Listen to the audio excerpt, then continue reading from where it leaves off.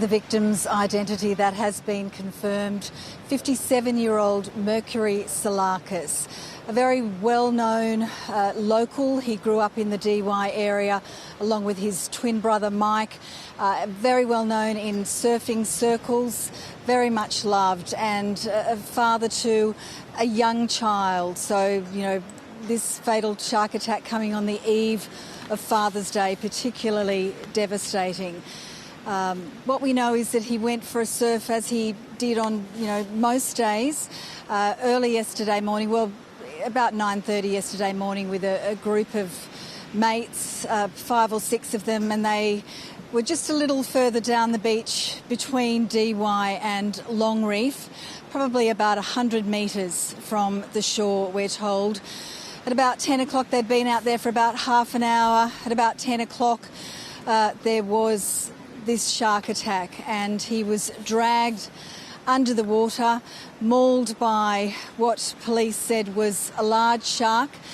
His board was cut in half and he lost several limbs, we understand, both his legs and possibly an arm or part of an arm. Now, his body was recovered by devastating details, I know. His body was recovered by some surfers who dragged him to shore, but of course he could not be saved.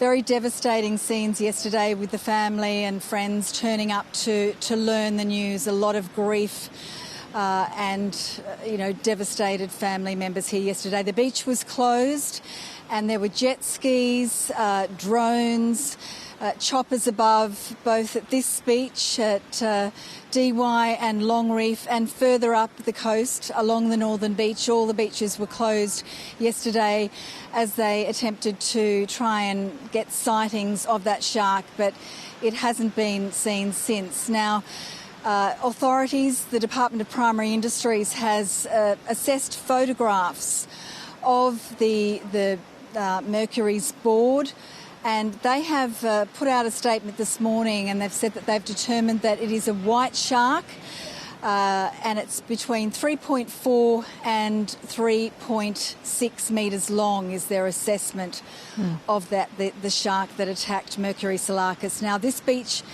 remains closed at the moment. They've installed 2 extra smart drum lines to try and detect any shark activity. We've still got choppers above and drones above and lots of jet skis this morning.